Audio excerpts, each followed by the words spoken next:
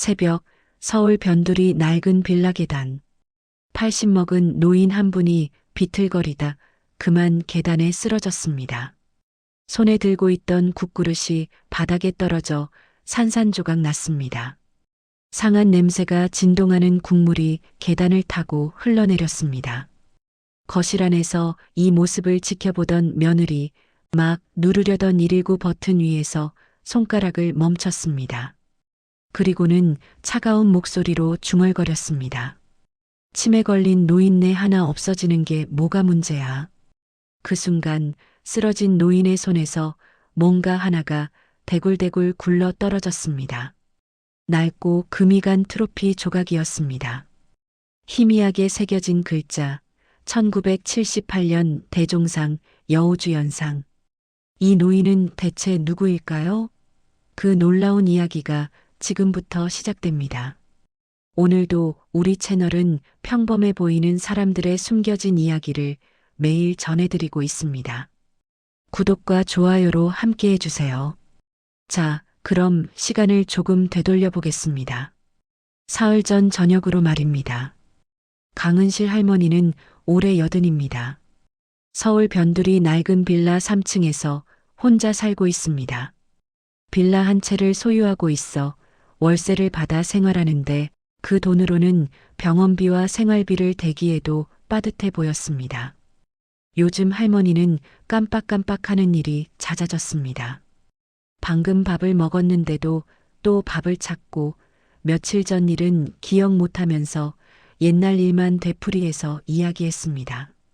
아들 민수는 주변 사람들에게 말했습니다. 어머니가 요즘 치매 기미가 좀 보이셔서 걱정이에요. 하지만 정작 집안에서 벌어지는 일은 달랐습니다. 저녁 6시 아들네 집 거실. 식탁에는 4식구 분량의 저녁상이 차려져 있었습니다. 아들 민수와 며느리 수진, 그리고 대학생인 손주 둘. 모두들 자리에 앉았습니다. 은실 할머니도 식탁 맨 끝자리에 조심스럽게 앉으려 했습니다. 그때 며느리 수진이 차가운 목소리로 말했습니다. 어머님, 오늘은 주방에서 드세요. 애들 시험 기간이라 집중해야 하거든요. 할머니가 뭔가 말하려다 입을 다물었습니다. 손주들은 휴대폰만 들여다보고 있었고 아들 민수는 신문을 보는 척하며 못 들은 척했습니다. 할머니는 천천히 일어나 주방 구석 작은 식탁으로 옮겨 앉았습니다. 며느리가 건넨 밥그릇에는 식어버린 밥과 어제 남은 반찬 몇 가지가 전부였습니다. 국은 냄새가 조금 이상했습니다. 시큼한 냄새가 났지만 할머니는 아무 말 없이 숟가락을 들었습니다. 식사가 끝날 무렵 할머니가 조심스럽게 말을 꺼냈습니다. 민수야, 그 옛날의 말이야. 엄마가 촬영장에서. 엄마, 그만하세요. 아들이 신문을 덮으며 짜증 섞인 목소리로 말했습니다. 엄마는 이제 기억도 제대로 못하시잖아요. 가만히 계셔요. 애들 공부에 방해된다니까. 며느리 수진이 거들었습니다. 맞아요, 어머님. 요즘 깜빡깜빡 하시는 거 보면 병원 한번 가보셔야 할 것 같아요. 치매 검사 같은 거요. 할머니의 입가에 쓴웃음이 번졌습니다. 치매라. 자신을 그렇게 몰아가고 싶은 모양입니다. 하지만 할머니는 아무 말도 하지 않았습니다. 그저 고개만 끄덕이고 자리에서 일어났습니다. 밤 10시가 넘어 할머니가 작은 방으로 돌아가려 할 때였습니다. 아들 민수가 불쑥 방문을 열고 들어왔습니다. 손에는 서류 몇 장을 들고 있었습니다.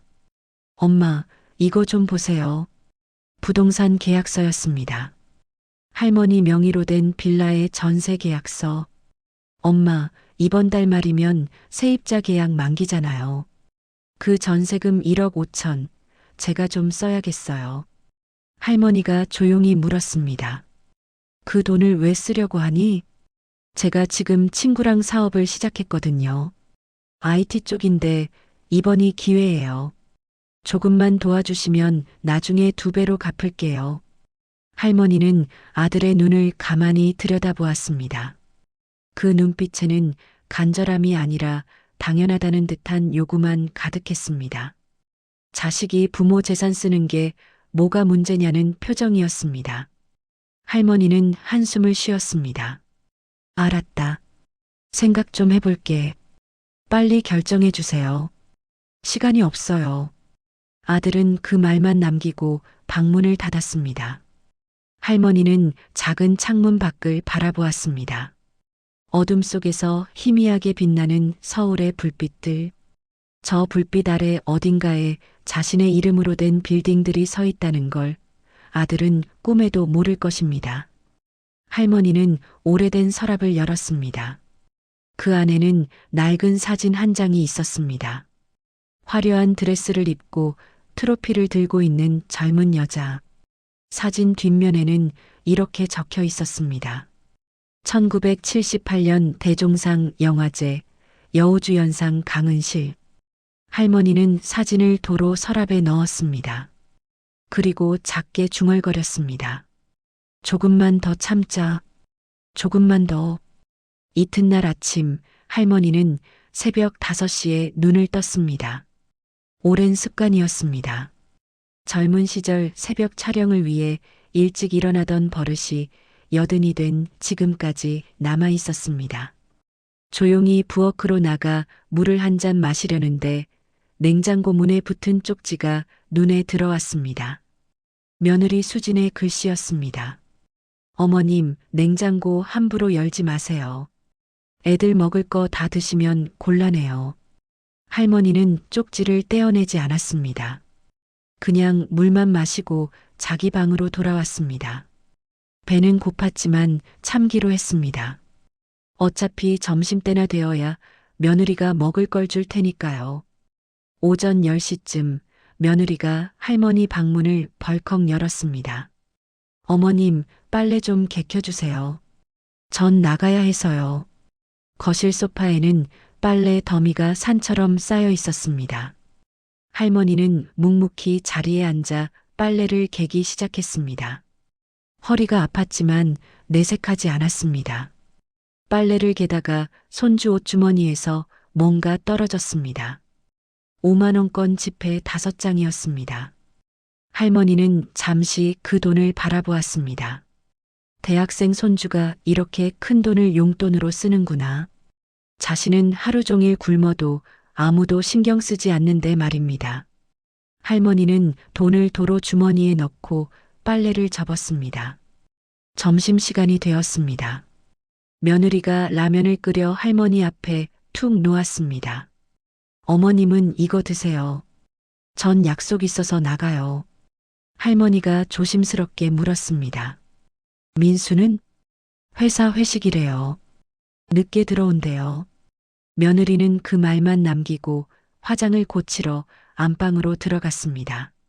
잠시 후 명품 가방을 들고 나온 며느리는 거울을 보며 립스틱을 덧바르고 있었습니다. 할머니가 먹는 라면 한 그릇 값이면 살 수 없는 그 립스틱 말입니다. 오후 내내 할머니는 혼자였습니다.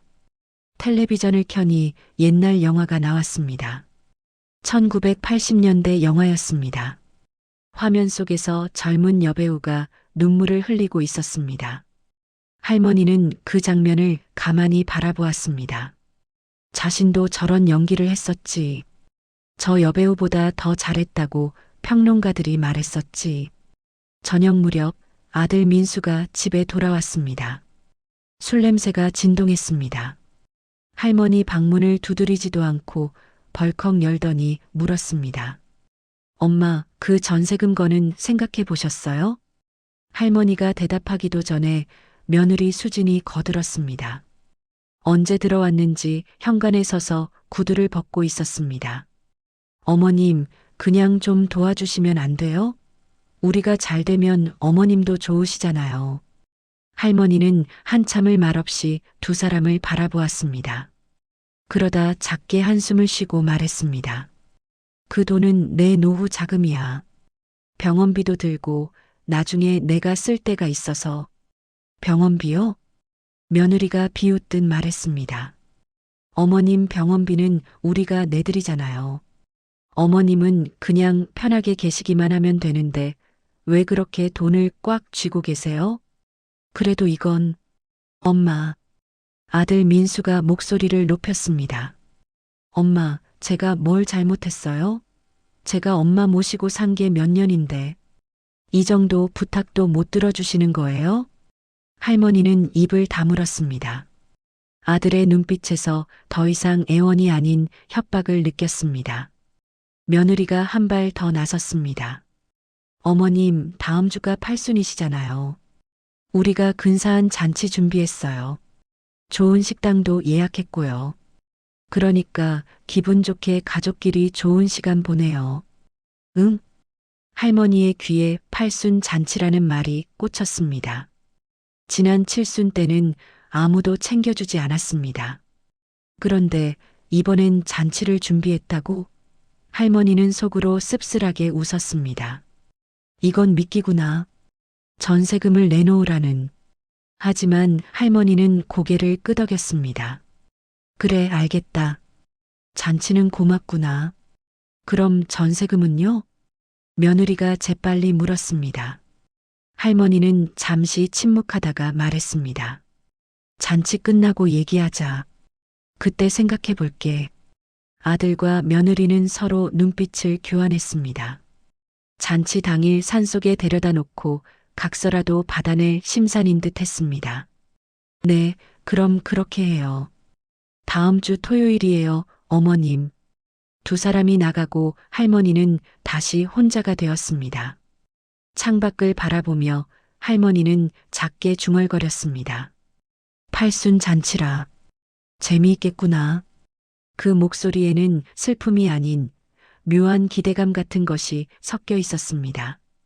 마치 무대에 오르기 전 배우가 대본을 읽으며 짓는 그런 미소 같은 것이었습니다. 할머니는 서랍에서 오래된 수첩 하나를 꺼냈습니다. 거기에는 전화번호 하나가 적혀 있었습니다. 40년 동안 한 번도 지우지 않고 간직한 번호. 김비서의 번호였습니다. 할머니는 수첩을 쓰다듬으며 혼잣말했습니다. 조금만 더 기다려라. 이제 곧이다. 일주일이 흘렀습니다. 팔순 잔치 당일 아침이었습니다. 할머니는 새벽부터 일어나 준비를 했습니다. 장롱 깊숙이 넣어뒀던 옥색 한복을 꺼냈습니다. 10년 전 칠순 때 입으려고 장만했다가 아무도 챙겨주지 않아 그냥 넣어뒀던 옷이었습니다. 조심스럽게 다림질을 하며 할머니는 거울을 보았습니다. 주름진 얼굴이지만 눈빛만은 또렷했습니다. 어제 머리도 손수 염색했습니다. 오늘만큼은 말쑥하게 보이고 싶었습니다. 오전 10시 아들 민수가 양복을 차려입고 할머니 방문을 두드렸습니다. 어머니, 준비되셨어요? 출발해야 해요. 응, 나간다. 할머니가 방문을 열고 나오자 거실에서 기다리던 며느리 수진이 힐끔 쳐다보았습니다. 할머니의 한복 차림을 보더니 비웃듯 코웃음을 쳤습니다. 어머, 한복까지 입으셨네요. 그냥 편한 옷 입으시지. 하지만 할머니는 신경 쓰지 않았습니다. 손에는 작은 보따리 하나를 들고 있었습니다. 그 안에는 옛날 사진 몇 장과 수첩, 그리고 오래된 휴대폰이 들어 있었습니다. 현관을 나서며 할머니는 집을 한번 돌아보았습니다. 이 집에 다시 돌아올 수 있을까? 아니, 돌아오고 싶을까? 할머니는 작게 한숨을 쉬고 계단을 내려갔습니다. 차는 최신형 수입차였습니다. 아들이 할부로 산 차였습니다. 할머니는 뒷좌석에 앉았습니다. 며느리가 조수석에 올라타며 말했습니다. 어머님, 오늘 날씨 참 좋죠? 드라이브 삼아 좀 멀리 갈 거예요. 경치 좋은 곳에 식당 예약했거든요. 할머니는 고개만 끄덕였습니다. 차가 출발했습니다. 처음에는 익숙한 서울거리였습니다. 명동을 지나고 강남을 지나고 한강을 건넜습니다.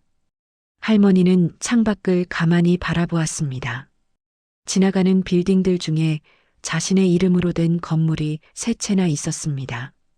하지만 앞좌석의 두 사람은 그 사실을 꿈에도 모를 것입니다. 차는 점점 도심을 벗어났습니다. 1시간쯤 지나자 고속도로가 나타났습니다. 할머니가 조심스럽게 물었습니다. 민수야, 식당이 어디 있다고 했니? 경기도 쪽이요.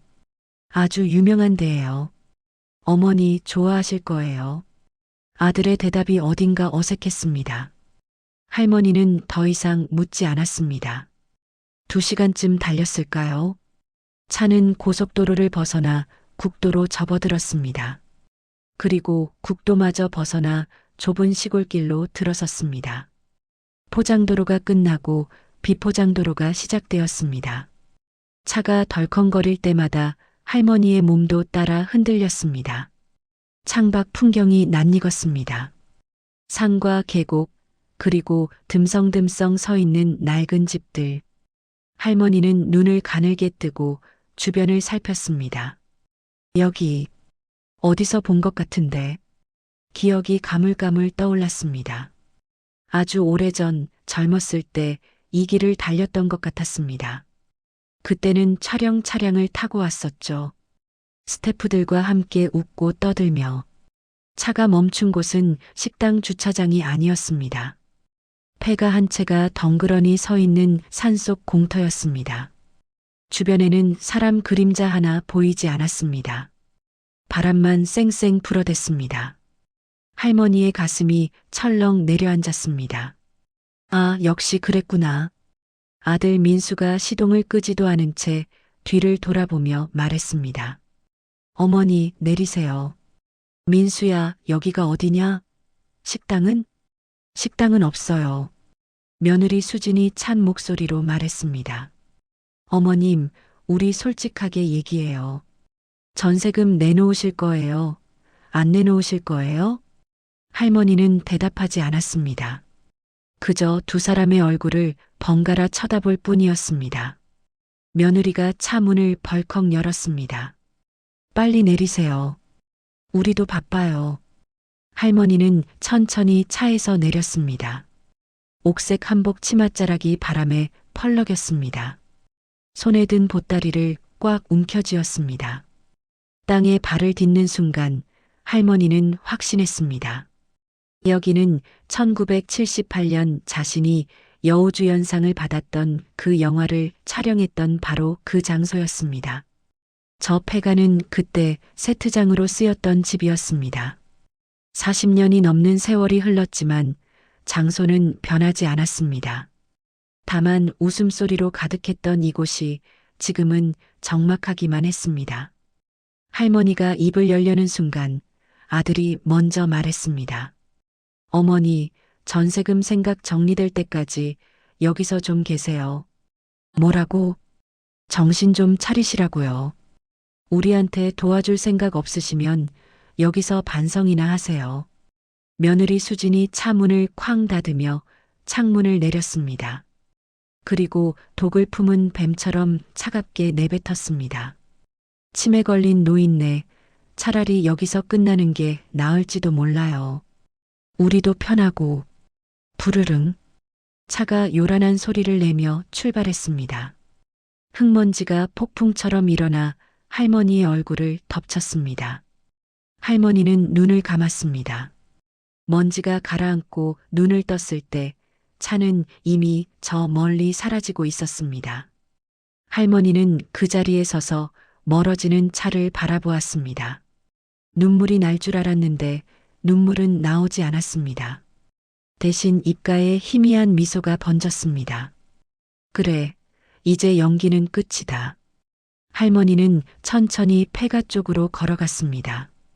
할머니는 폐가 안으로 들어갔습니다. 문은 반쯤 떨어져 나가 있었고 바닥에는 낙엽이 수북했습니다. 천장에는 구멍이 뚫려 있어 하늘이 보였습니다. 할머니는 그나마 멀쩡한 마루 한쪽에 조심스럽게 앉았습니다. 보따리를 풀어 안에 든 물건들을 꺼냈습니다. 오래된 사진 몇 장, 작은 수첩, 그리고 10년도 더 된 낡은 휴대폰, 사진을 하나씩 들여다보았습니다. 화려한 드레스를 입고 트로피를 든 젊은 여자, 촬영장에서 스태프들과 웃고 있는 모습, 시상식 무대에서 환하게 웃던 그 얼굴이 지금은 주름투성이가 되었습니다. 여기가 바로 그 촬영지였지. 할머니는 주변을 둘러보았습니다. 40년 전 이 폐가는 세트장이 아니라 실제로 사람이 사는 집이었습니다. 영화 속에서 할머니는 가난한 과부 역할을 맡았었습니다. 홀로 아들을 키우는 어머니, 그 연기로 여우주연상을 받았습니다. 참 아이러니하구나. 영화 속 어머니는 아들에게 사랑받았습니다. 가난했지만 행복했습니다.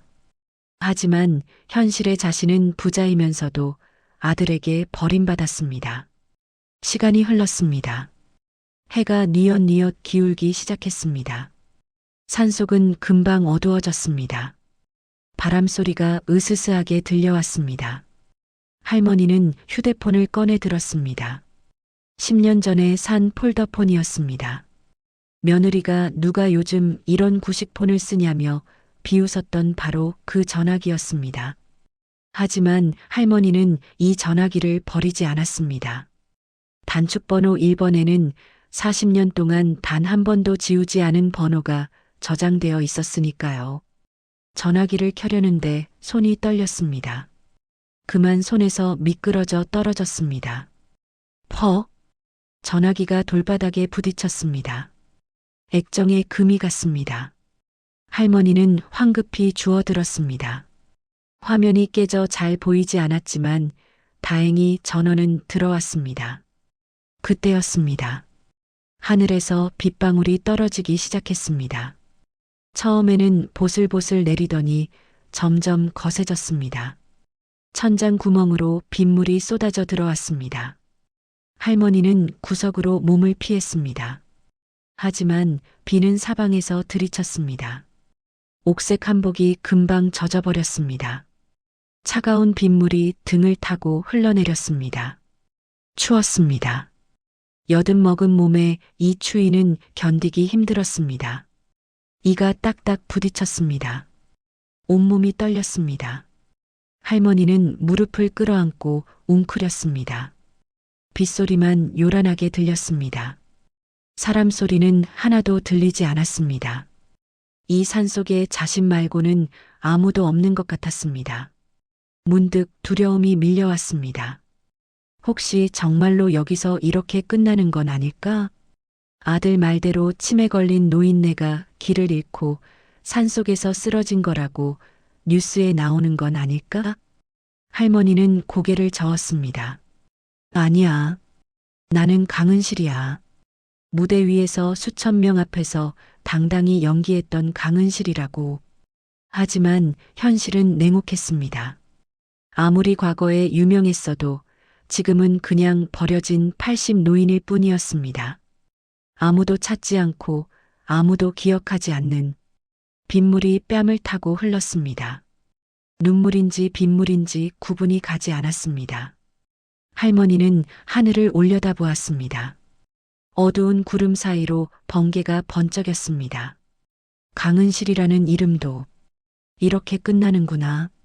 할머니의 목소리가 빗소리에 묻혀 사라졌습니다. 옆에 놓인 보따리에서 사진 한 장이 빗물에 젖어가고 있었습니다. 트로피를 들고 환하게 웃던 젊은 시절의 자신. 그 순간이었습니다. 할머니의 머릿속에 영화 한 장면이 떠올랐습니다. 바로 이 폐가에서 촬영했던 마지막 신. 가난한 과부가 폭우 속에서 울부짖는 장면. 그 연기로 심사위원들을 울렸고 상을 받았습니다.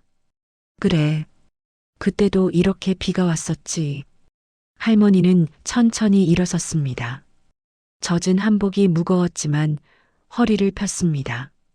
떨리는 손으로 깨진 휴대폰을 집어들었습니다. 액정이 깨져 잘 보이지 않았지만 할머니는 외우고 있었습니다.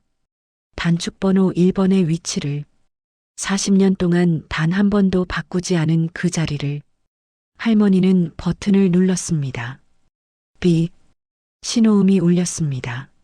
한 번, 두 번, 세 번. 그리고 누군가 전화를 받았습니다. 여보세요? 굵직하고 묵직한 남자 목소리였습니다. 40년이 지났지만 여전히 익숙한 목소리. 할머니는 목을 가다듬었습니다. 더 이상 떨리는 노인의 목소리가 아니었습니다. 무대 위에서 수천 명을 사로잡았던 배우 강은실의 목소리로 돌아갔습니다. 김비서 나야. 전화기 너머로 잠시 침묵이 흘렀습니다. 그리고 김비서의 목소리가 떨렸습니다. 회장님, 회장님이십니까? 그래, 나다. 지금 어디 계십니까? 무슨 일이십니까? 할머니는 빗속에 서서 폐가를 둘러보았습니다. 40년 전 영광의 순간을 맞이했던 이곳, 그리고 지금은 배신의 장소가 된 이곳. 지금 당장 여기로 와라. 위치는 내가 알 거다. 1978년 그 영화 촬영지. 알겠습니다. 지금 즉시 출발하겠습니다. 그리고 김비서. 예, 회장님. 할머니의 목소리가 차갑게 식었습니다. 빗물처럼 차갑고 칼날처럼 날카로웠습니다. 준비는 다 되어 있겠지? 40년간 단 하루도 빠짐없이 준비하고 있었습니다. 좋아. 이제 막이 오른다. 할머니는 전화를 끊었습니다. 그리고 폐가 마루에 다시 앉아 빗소리를 들었습니다. 하지만 이제 두렵지 않았습니다. 오히려 입가에 미소가 번졌습니다. 배우가 무대에 오르기 직전 짓는 그런 미소였습니다. 자, 이제 시작이다. 내 인생 최고의 연기를. 전화를 끊고 채 1시간도 지나지 않았습니다. 빗소리가 잦아들고 구름 사이로 달빛이 비쳤습니다. 할머니는 폐가 마루에 앉아 먼 산을 바라보고 있었습니다. 젖은 한복은 여전히 무거웠지만 더 이상 춥지 않았습니다. 아니, 춥다는 것조차 잊었습니다. 마음속에서 타오르는 무언가가 몸을 데우고 있었으니까요. 그때였습니다. 저 멀리서 희미한 불빛이 보이기 시작했습니다. 하나, 둘, 셋. 불빛은 점점 늘어났습니다. 10개, 20개, 30개. 땅이 미세하게 떨렸습니다. 낮고 묵직한 엔진 소리가 산골짜기를 울렸습니다. 부웅. 마치 거대한 맹수떼가 달려오는 것 같았습니다. 불빛들이 점점 가까워졌습니다. 산길을 돌아 올라오는 차량 행렬. 전조등이 어둠을 가르며 폐가 쪽으로 다가왔습니다. 할머니는 천천히 일어섰습니다. 젖은 한복 치맛자락을 툭툭 털어냈습니다. 산발이 된 머리를 손으로 쓸어 넘겼습니다. 등을 곧게 폈습니다. 첫 번째 차가 폐가 앞에 멈춰 섰습니다. 새까만 고급 세단이었습니다. 번쩍이는 삼각별 마크. 그 뒤를 이어 두 번째, 세 번째 차가 멈춰 섰습니다. 끝없이 이어지는 차량 행렬이 산길을 가득 메웠습니다. 30대가 넘는 검은색 세단들이 폐가를 중심으로 거대한 원을 그리며 도열했습니다. 마치 여왕을 호위하는 근위병들처럼. 일제히 헤드라이트가 켜졌습니다. 어둠이 순식간에 낮처럼 밝아졌습니다. 할머니를 중심으로 조명이 쏟아졌습니다. 마치 무대 위에 선 것 같았습니다. 철컥. 차 문들이 동시에 열렸습니다. 검은 양복을 입은 건장한 사내들이 쏟아져 나왔습니다. 1명, 2명, 10명, 20명. 어림잡아 50명은 좋게 넘어 보였습니다. 그들은 약속이라도 한 듯 일렬로 늘어섰습니다. 그리고 할머니를 향해 허리를 구부렸습니다. 90도로 꺾은 정중한 인사였습니다. 선두 차량의 뒷좌석 문이 열렸습니다. 한 남자가 급하게 뛰어내렸습니다. 60대 후반으로 보이는 남자였습니다. 은발 머리를 단정하게 빗어넘긴 품이 있는 인상이었습니다. 남자는 할머니를 보자마자 얼굴이 굳었습니다. 젖은 한복, 산발 머리, 흙이 묻은 얼굴.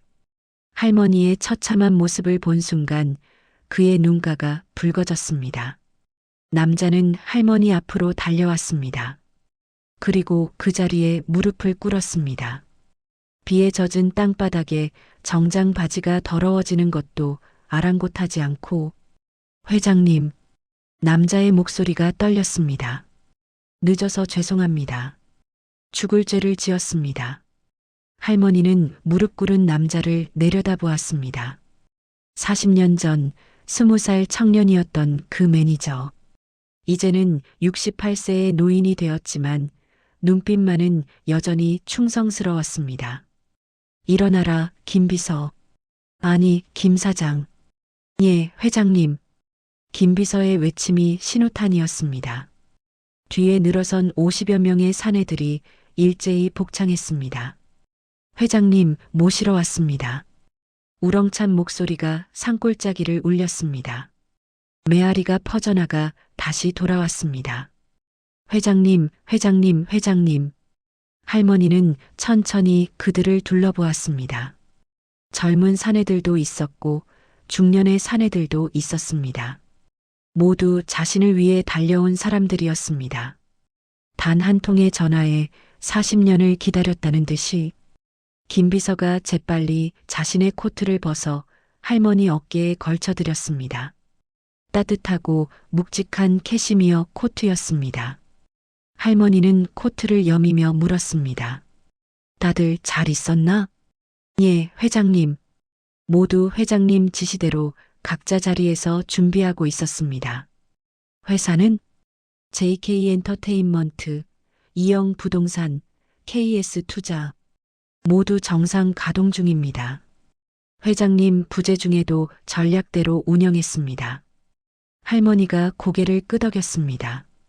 강남 빌딩들은 5채 모두 임대 수익 잘 나오고 있습니다. 지난달 기준 월 30억 순수익입니다. 주식은 포트폴리오대로 운용 중입니다. 현재 평가액 1,200억입니다. 할머니는 잠시 눈을 감았습니다.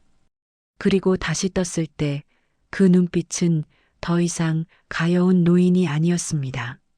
수천억 자산을 움직이는 회장, 강은실이었습니다. 좋아. 그럼 이제 시작하자. 무엇부터 하시겠습니까? 할머니는 폐가를 한번 돌아보았습니다. 40년 전 영광을 맛보았던 곳, 그리고 오늘 배신을 당한 곳. 내 아들놈 재산부터 파악해라. 회사 자금 출처, 대출 내역, 투자처. 싹 다 이미 준비되어 있습니다. 김 비서가 부하에게 손짓했습니다. 한 사내가 태블릿 PC를 들고 왔습니다. 화면에는 빼곡한 숫자들과 문서들이 가득했습니다. 할머니는 화면을 쓸어내렸습니다. 익숙한 손놀림이었습니다. 돋보기 없이도 작은 글씨를 또렷이 읽었습니다. 민수놈이 하는 IT 사업, 투자금이 15억이라고? 예, 그중 10억이 저희 JK 투자에서 나간 돈입니다. 물론 박민수 씨는 모릅니다. 페이퍼 컴퍼니를 3단계 거쳐서 들어갔으니까요. 할머니의 입가에 차가운 미소가 번졌습니다. 그럼 내 돈으로 사업하면서 나한테 전세금까지 뜯어내려 한 거네? 그렇습니다. 며느리 친정 쪽은? 장인 회사도 저희 이영 부동산 건물세 들어 있습니다. 월세 500에 보증금 50억입니다. 할머니는 피식 웃었습니다. 참 웃기는 인생이구나. 내 품 안에서 놀면서 날 무시했으니. 할머니는 태블릿을 돌려주고 김 비서를 똑바로 바라보았습니다. 출발해. 서울로 간다. 내 아들놈 집으로. 알겠습니다. 차량 준비하겠습니다. 김 비서가 할머니를 부축해 가장 앞 차량으로 모셨습니다. 뒷좌석 문이 열리고 할머니가 올라탔습니다. 최고급 가죽 시트의 부드러움이 몸을 감쌌습니다. 할머니는 창밖을 바라보았습니다. 저 산 너머 서울에 내 아들이 있겠지. 아마 지금쯤 샴페인이나 터뜨리며 축하하고 있을 겁니다. 골칫덩이 노인네를 떼어냈다고. 김비서. 예, 회장님. 속도 높여. 놈들이 샴페인 다 마시기 전에 도착해야지. 알겠습니다. 엔진 소리가 높아졌습니다. 30대의 차량이 일제히 움직였습니다. 산길을 내려가는 차량 행렬. 헤드라이트가 어둠을 가르며 서울을 향해 질주했습니다.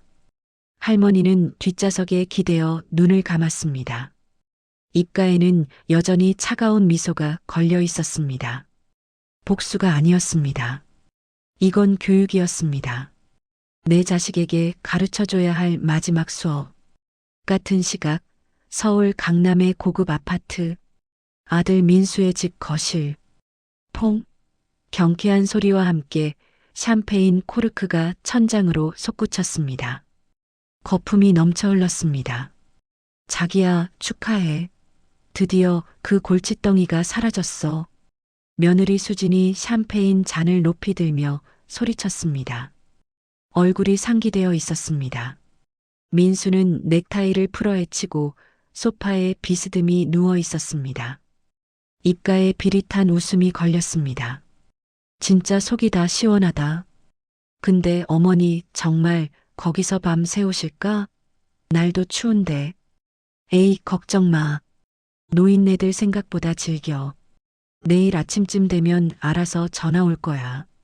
돈 줄 테니까 데리러 오라고. 수진이 샴페인을 들이키며 낄낄거렸습니다. 맞아. 그 전세금 1억 5천만 원이면 당신 사업 살리고도 남지. 그럼 그 돈만 있으면 투자 유치 받아서 30억은 끌어올 수 있어. 민수가 케이크 조각을 입에 넣으며 말했습니다. 오늘이 누구 생일인지, 그 케이크가 누구를 위한 것인지는 이미 까맣게 잊은 듯 했습니다. 그때 민수의 휴대폰이 울렸습니다. 화면을 보니 거래처 최상무였습니다. 여보세요, 최상무님? 박 부장님, 큰일 났습니다. 최상무의 목소리가 떨리고 있었습니다. JK 투자에서 갑자기 연락이 왔는데 투자 철회한답니다. 그것도 지금 당장. 네, 그게 무슨 소리예요? 어제까지만 해도 괜찮다고 했잖아요. 저도 모르겠어요. 그쪽 회장이 직접 지시했다는데 투자금 회수는 물론이고 기존 대출금도 내일까지 상환하래요. 민수의 얼굴이 하얗게 질렸습니다. 대출금이요? 그게 얼마인데? 12억입니다. 내일 오전 10시까지 입금 안 되면 담보 잡은 거 다 경매 넘긴답니다. 휴대폰이 민수 손에서 떨어질 뻔했습니다. 12억이라니. 지금 당장 구할 수 있는 돈이 아니었습니다. 최 상무님, 그게 도대체. 박 부장님, 죄송하지만 저도 이제 손 뗍니다. JK 투자 회장이 움직이면 저희 회사도 못 버텨요. 안녕히 계세요. 뚝. 전화가 끊겼습니다. 수진이 민수의 창백한 얼굴을 보며 물었습니다. 자기야, 무슨 일이야? 투자가 다 날아갔어. 그것도 내일까지 12억을 갚으래. 뭐? 12억? 그 순간 현관 초인종이 울렸습니다. 띵동, 띵동, 띵동. 요란하게 계속 울렸습니다. 수진이 인터폰 화면을 확인하고는 비명을 질렀습니다. 자, 자기야. 밖에 사람들이 엄청 많아. 화면에는 검은 양복을 입은 사내들이 빼곡히 서 있었습니다. 복도를 가득 메운 그들의 모습이 마치 영화의 한 장면 같았습니다. 민수가 황급히 현관으로 달려갔습니다. 문을 열려다 말고 멈칫했습니다. 문 밖에서 느껴지는 섬뜩한 기운. 쿵쿵쿵. 문을 두드리는 소리가 점점 거세졌습니다. 민수는 떨리는 손으로 문을 열었습니다. 순간 검은 양복의 사내들이 물밀듯이 들어왔습니다. 민수와 수지는 뒷걸음질 치며 거실로 밀려났습니다. 사내들이 양옆으로 갈라서자 그 사이로 한 사람이 걸어 들어왔습니다. 또각또각 구두 소리가 또렷하게 울렸습니다. 검은색 코트를 걸친 노인. 아니, 노인이라기에는 너무나 당당한 자세였습니다. 은발 머리를 단정히 올린 여자, 짙은 화장에 붉은 립스틱. 민수와 수지는 숨이 멎었습니다. 그 얼굴, 분명히 아는 얼굴인데 동시에 전혀 모르는 사람 같았습니다. 어머니? 민수의 입에서 떨리는 목소리가 새어나왔습니다. 할머니, 아니 강은실 회장은 선글라스를 벗었습니다. 강렬한 눈빛이 두 사람을 꿰뚫었습니다. 어머니가 아니다. 강은실 회장이라고 불러라. 이게 무슨... 어머니, 그 옷은 어디서... 수진이 어버버하며 말을 잇지 못했습니다. 김 비서가 앞으로 나서며 서류 봉투를 민수 앞에 던졌습니다. 봉투가 터지면서 서류들이 바닥에 흩날렸습니다. 박민수 씨, 이제부터 제대로 설명해 드리겠습니다. 김 비서의 목소리는 차갑고 단호했습니다. 당신 앞에 서 계신 분은 1970년대부터 80년대까지 대한민국 최고의 국민 배우였던 강은실 선생님이십니다. 그리고 현재는 JK 엔터테인먼트, 이영 부동산, KS 투자의 회장이십니다. 민수는 바닥에 흩어진 서류를 집어들었습니다. 손이 떨려 제대로 읽히지도 않았습니다. 하지만 몇 가지 단어가 눈에 들어왔습니다. 법인 등기부 등본, 대표이사 강은실, 주주명부, 강은실 98%, 부동산 등기부, 소유자 강은실. 아니야. 이건 말도 안 돼. 민수는 고개를 젓고 또 저었습니다. 자신의 평생을 지배해 온 상식이 와르르 무너지는 소리가 들리는 것 같았습니다. 어머니가 무슨 회장님이라니. 그리고 박민수 씨, 김 비서가 냉정하게 말을 이었습니다. 당신이 지난 3년간 IT 사업에 쓴 돈 15억. 그중 10억이 회장님 돈입니다. 페이퍼 컴퍼니를 거쳐서 들어갔으니 몰랐겠죠. 뭐라고요? 그리고 당신 장인 회사가 입주한 건물. 그것도 회장님 소유입니다. 월세 500에 보증금 50억. 수진이 주저앉으며 중얼거렸습니다. 우리 아버지 회사 건물이 시어머님 거라고? 강은실은 두 사람을 차갑게 내려다보았습니다. 더 이상 가여운 노인이 아니었습니다. 수천억 자산을 쥐락펴락하는 재벌 회장이었습니다. 민수야. 강은실이 입을 열었습니다. 내가 날 어디에 버렸는지 아느냐? 어머니. 1978년 내가 여우주연상을 받은 영화 촬영지였다. 40년 전 그곳에서 난 배우로서 정점에 올랐지. 그런데 오늘 내 친자식한테 버림받는 치욕을 똑같은 장소에서 겪었구나. 강은실의 목소리에 서리가 내렸습니다. 너희들은 내가 가난한 노인인 줄 알았지. 치매 걸려서 쓸모없는 짐짝이라고 생각했지. 하지만 말이다. 강은실이 한 걸음 다가섰습니다. 내가 너희한테 베푼 돈이 얼마인지 아느냐? 지난 10년간 200억이다. 내 사업 자금, 내 아파트, 내 차, 손주들 교육비. 다 내 돈이었어. 민수는 그 자리에 무릎이 꺾였습니다. 털썩 주저앉았습니다. 강은실은 김 비서에게 고개를 끄덕였습니다. 시작해. 알겠습니다. 김 비서가 손을 들자 정장 입은 사내들이 움직이기 시작했습니다. 그들은 집안 곳곳으로 흩어져 빨간 압류 딱지를 붙이기 시작했습니다. 텔레비전, 냉장고, 소파, 식탁. 수진이 아끼던 명품 가방들, 민수가 자랑하던 골프채 세트. 안 돼. 이건 내 가방이라고. 수진이 비명을 지르며 명품 가방을 부여잡았습니다. 하지만 집행관이 냉정하게 떼어냈습니다. 부인, 이건 채무자의 재산입니다. 공무집행 방해하시면 경찰 부릅니다. 강은실은 그 광경을 말없이 지켜보았습니다. 가슴 한켠이 아팠지만 표정은 변하지 않았습니다. 이건 복수가 아니었습니다. 교육이었습니다. 돈보다 귀한 것이 무엇인지, 부모를 함부로 대했을 때 어떤 결과가 오는지 가르쳐주는, 집안이 순식간에 빨간 딱지로 뒤덮였습니다. 강은실은 마지막으로 두 사람을 돌아보았습니다. 일주일 안에 이 집에서 나가거라. 그리고 다시는 내 앞에 나타나지 마라. 어머니, 제발. 민수가 바닥을 기며 애원했습니다. 하지만 강은실은 고개를 돌렸습니다. 현관문을 나서며 강은실은 작게 중얼거렸습니다. 이제 진짜 내 인생을 살아야지. 이틀 후 저녁 9시 뉴스 시간. 민수와 수지는 모텔 좁은 방에 웅크리고 앉아 있었습니다. 집에서 쫓겨나 겨우 집 몇 개만 챙겨 나왔습니다.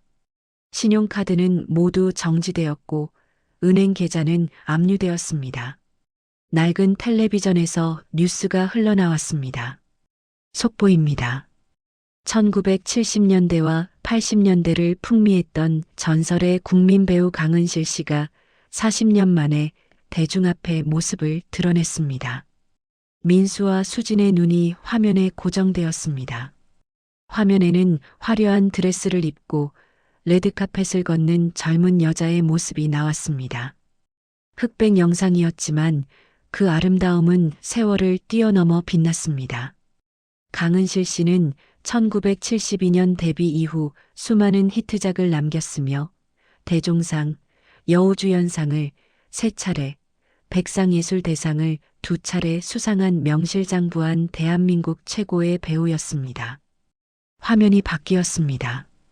시상식 무대에서 트로피를 받고 눈물을 흘리는 강은실의 모습, 관객들이 기립박수를 치고 있었습니다. 특히 1978년 작품 산골 어머니로 받은 대종상은 한국 영화사의 길이 남을 명연기로 평가받고 있습니다. 영화 속 장면이 흘러나왔습니다.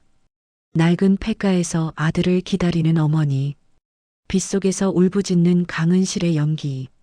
민수는 그 폐가가 자신이 어머니를 버렸던 바로 그곳임을 알아챘습니다. 강은실 씨는 80년대 중반 갑작스럽게 은퇴를 선언한 뒤 대중 앞에서 완전히 사라졌는데요. 그 이유가 지금 밝혀졌습니다. 화면에 강은실의 인터뷰 영상이 나왔습니다. 우아한 정장을 입은 80세의 강은실. 주름은 깊었지만 눈빛만은 여전히 또렷했습니다. 아들을 평범하게 키우고 싶었습니다. 연예인의 자식이라는 꼬리표가 붙으면 아이가 힘들 것 같았어요. 그래서 제 정체를 숨기고 조용히 살았습니다. 리포터가 물었습니다. 은퇴 후 40년간 무엇을 하셨습니까? 부동산과 주식에 투자했습니다. 배우 시절 번 돈을 잘 굴렸죠. 운이 좋았습니다. 현재 자산 규모가 상당하다고 들었는데요. 강은실이 잠시 미소 지었습니다. 공개하긴 어렵지만 강남에 건물 몇 채 있습니다. 그 정도로만 말씀드리죠. 스튜디오로 화면이 바뀌었습니다. 앵커가 놀란 표정으로 말했습니다. 취재 결과 강은실 씨의 자산은 약 3,500억 원으로 추정되며 강남 주요 빌딩 5채를 소유한 것으로 확인됐습니다. 명실상부 연예계 출신 최고 부자입니다. 3,500억. 그 숫자가 귀를 때렸습니다. 민수는 멍하니 화면을 바라보았습니다. 수지는 입을 틀어막고 흐느꼈습니다. 그리고 강은실 씨는 내일 기자회견을 통해 시니어 예술인 복지재단 설립을 발표할 예정입니다.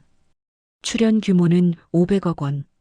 노후의 어려움을 겪는 원로 배우와 스태프들을 돕겠다는 취지입니다. 500억 재단. 민수의 머릿속이 하얘졌습니다. 자신이 빼앗으려 했던 전세금 1억 5천. 어머니에게는 그저 푼돈에 불과했던 겁니다. 뉴스는 계속되었습니다. 한편 강은실 씨의 아들로 알려진 박모 씨는 최근 사업부도로 파산한 것으로 전해졌습니다. 강은실 씨는 이에 대해 자식 농사를 잘못 지었다는 짧은 논평만 남겼습니다. 화면에 강은실의 얼굴이 클로즈업 되었습니다. 카메라를 향한 그 눈빛에는 슬픔과 단호함이 동시에 담겨 있었습니다. 민수는 리모컨을 집어 던졌습니다. 텔레비전 화면이 깨졌지만 소용없었습니다. 진실은 이미 온 세상에 퍼졌습니다. 수진이 울먹이며 말했습니다. 당신 때문이야.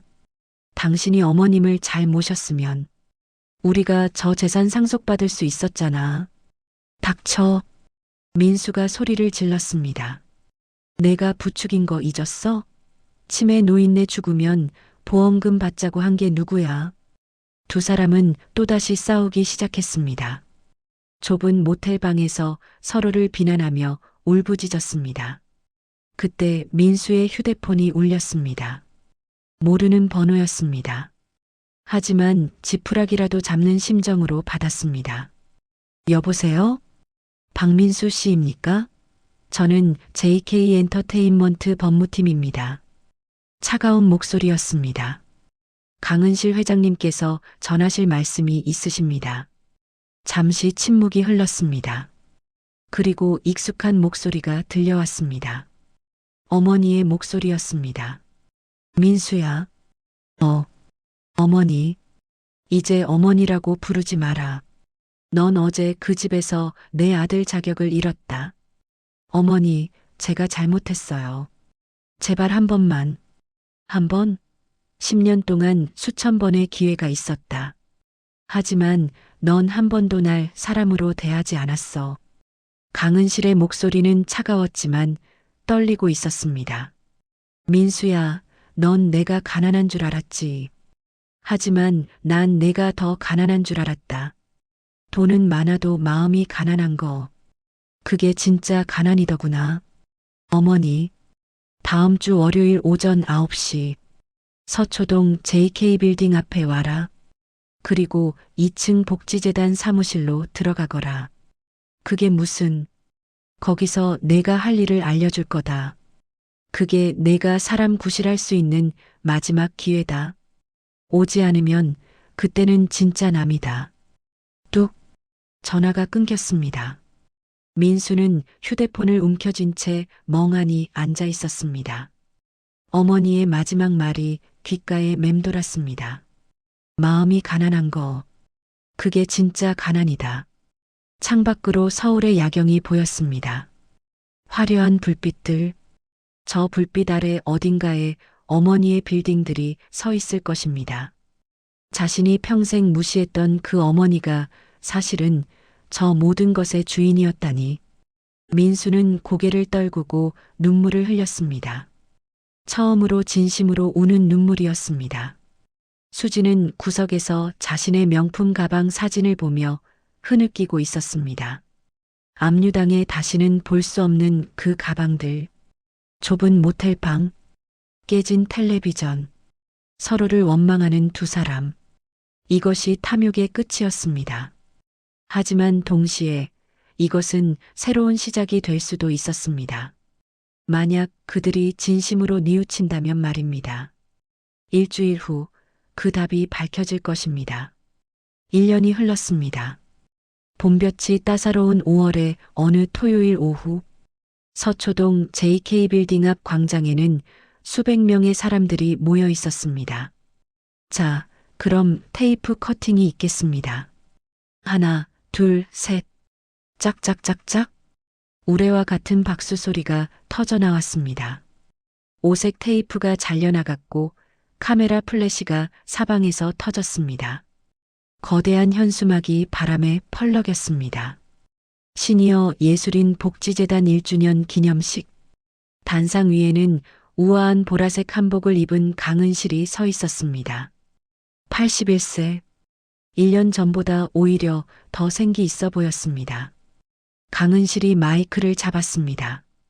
여러분, 저는 평생 무대 위에서 살았습니다. 배우로서 수많은 배역을 연기했지요. 하지만 가장 어려운 역할은 따로 있었습니다. 청중들이 숨을 죽이고 귀를 기울였습니다. 바로 어머니 역할이었습니다. 강은실의 목소리가 잠시 떨렸습니다. 무대에서는 완벽한 어머니를 연기했지만 현실에서는 실패한 어머니였습니다. 제 아들을 사람이 아닌 돈으로 키웠으니까요. 객석 한쪽에서 고개를 숙인 남자가 있었습니다. 민수였습니다. 그 옆에는 수진도 앉아 있었습니다. 둘 다 수수한 옷차림이었습니다. 하지만 1년 전 저는 깨달았습니다. 아들을 벌주는 것보다 더 중요한 게 있다는 것을요. 바로 다시 기회를 주는 것입니다. 강은실이 객석을 향해 손을 뻗었습니다. 민수야, 수진아. 앞으로 나오너라. 민수와 수진이 떨리는 걸음으로 단상으로 올라왔습니다. 민수의 손에는 두툼한 파일이 들려 있었습니다. 여러분, 소개하겠습니다. 이 재단의 실무 책임자들입니다. 박수 소리가 터졌습니다. 민수와 수진은 고개를 들지 못했습니다. 강은실이 민수의 어깨에 손을 얹었습니다. 1년 전 이 아이는 저를 산속에 버렸습니다. 객석에서 술렁거림이 일었습니다. 하지만 이 1년 동안 이 아이는 달라졌습니다. 매일 아침 6시에 출근해서 어르신들 식사 준비를 했습니다. 거동이 불편한 분들을 병원에 모셔다 드렸습니다. 외로운 분들과 밤늦게까지 이야기를 들어드렸습니다. 민수의 눈에서 눈물이 떨어졌습니다. 강은실이 계속 말했습니다. 돈으로는 효도를 배울 수 없더군요. 몸으로 부딪혀야 알게 됩니다. 노인이 얼마나 외로운지, 얼마나 서러운지, 그걸 이 아이가 이제야 배웠습니다. 수진도 울고 있었습니다. 화장기 없는 얼굴에 눈물 자국이 선명했습니다. 며느리도 마찬가지입니다. 명품 가방 대신 어르신들 손을 잡아드리는 법을 배웠습니다. 그게 진짜 값진 것임을 알게 되었지요. 강은실은 두 사람을 꼭 안아주었습니다. 이제 이 아이들은 제대로 된 사람이 되었습니다. 늦었지만 말입니다. 민수가 마이크 앞에 섰습니다. 떨리는 목소리로 말했습니다. 어머니, 아니 회장님, 저는 어머니라고 불러도 된다. 강은실이 부드럽게 말했습니다. 이제는 그럴 자격이 생겼으니까. 민수는 더 이상 말을 잇지 못하고 어머니 품에 안겨 울었습니다. 50대 중년 남자가 아이처럼 엉엉 울었습니다. 죄송합니다. 정말 죄송합니다. 어머니, 강은실도 눈물을 흘렸습니다. 하지만 그 눈물은 슬픔이 아니라 안도였습니다. 김비서가 다가와 강은실께 서류를 건넸습니다. 회장님, 이번 분기 재단 운영 보고서입니다. 강은실이 서류를 펼쳤습니다. 1년간 우리 재단이 도운 어르신이 324분, 무료 급식 4만 1000회, 의료 지원 680건, 주거 지원 112건. 청중들이 다시 박수를 쳤습니다. 하지만 숫자보다 중요한 게 있습니다.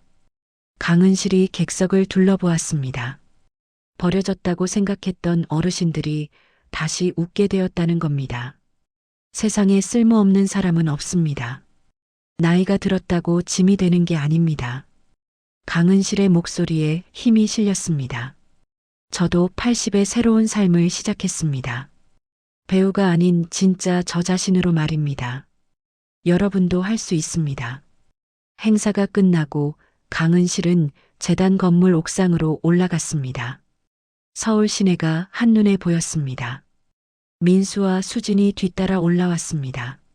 어머니, 민수가 조심스럽게 불렀습니다. 같이 저녁 드실래요? 제가 직접 만들었어요. 어머니 좋아하시는 된장찌개요. 강은실이 빙그레 웃었습니다. 그래, 먹자. 가족끼리. 세 사람은 손을 잡고 건물 안으로 들어갔습니다. 저녁 노을이 서울 하늘을 물들이고 있었습니다.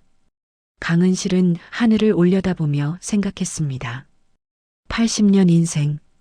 길다면 길고 짧다면 짧은 세월이었지. 하지만 진짜 내 인생은 지금부터야. 그날 저녁 작은 식탁에서 세 가족은 함께 밥을 먹었습니다.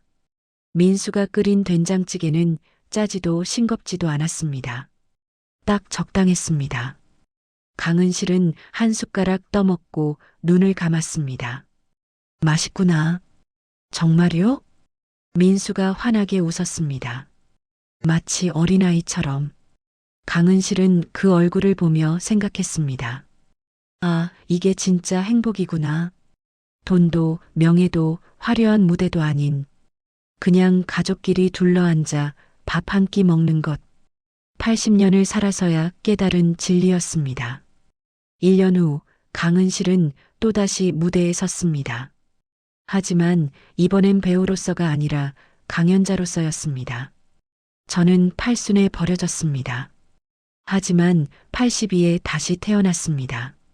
청중석에는 수많은 시니어들이 앉아 있었습니다. 모두 강은실의 이야기에 귀를 기울였습니다. 나이는 숫자일 뿐입니다. 중요한 건 마음입니다. 여러분, 아직 늦지 않았습니다. 강은실의 눈빛이 빛났습니다.